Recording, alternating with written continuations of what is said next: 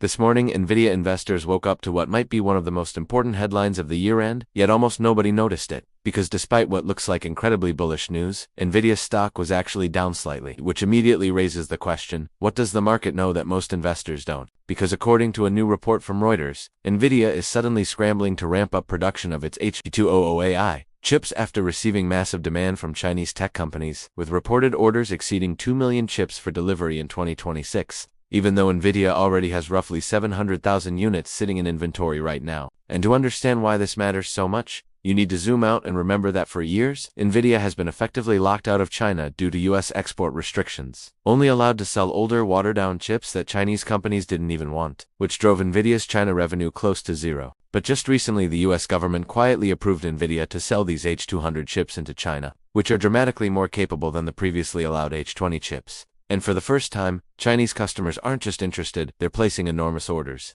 And if you're wondering why Wall Street isn't celebrating yet, it's because this story has 3 checkpoints: US approval, which already happened, real customer demand, which we now clearly have, and the final unknown, which is whether the Chinese government will allow these transactions to actually go through. And that uncertainty is the reason the stock hasn't exploded higher yet. But if you run the numbers, the potential impact is massive.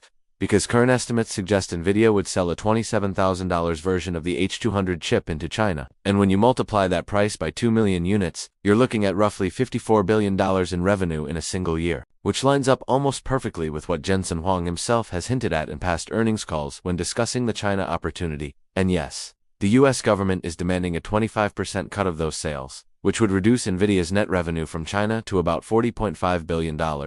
But even after that, the economics are still extraordinary, because Nvidia's gross margins are currently around 75%, and these China-bound chips are older, more mature technology with lower manufacturing costs than Nvidia's newest Blackwell chips, meaning margins could actually be higher. But even if we stay conservative and assume a 75% gross margin, Nvidia would still generate over $30 billion in gross profit from these sales. And after estimating operating expenses at roughly 15% of gross profit consistent with Nvidia's recent operating margin above 60%, that leaves approximately $25 to $26 billion in free cash flow from China in just 1 year, which is staggering when you put it in context. Because Nvidia's total revenue over the last 12 months was about $131 billion, meaning these China sales alone could represent roughly 40% of that figure. Although realistically, this would be driven by pent-up demand in the first year, with growth stabilizing afterward as China catches up. And when you compare it to Nvidia's projected 2026 revenue closer to $200 billion, it would still account for about 25% of total sales. And because this revenue comes from older technology, with minimal additional R&D required and significant inventory already on hand, it would likely boost Nvidia's operating margin even higher, which feeds directly into valuation. And this is where things get really interesting, because Nvidia's projected free cash flow for 2026 sits around $97 billion, and adding $25 billion from China would represent roughly a 25% increase in free cash flow for that year alone, with similar contributions in 2027 and accelerating growth beyond that as Nvidia continues to dominate even with restricted products. And when you plug those numbers into a discounted cash flow model, the impact is dramatic, because Nvidia's estimated intrinsic value per share would increase by roughly 20% to 30%, pushing fair value from around $199 per share to somewhere between $240 and $275, which explains why this is such a powerful catalyst even though the stock hasn't reacted yet, because Wall Street is still betting that the Chinese government may block or delay these transactions due to geopolitical tensions. And that skepticism is exactly why the upside hasn't been priced in. But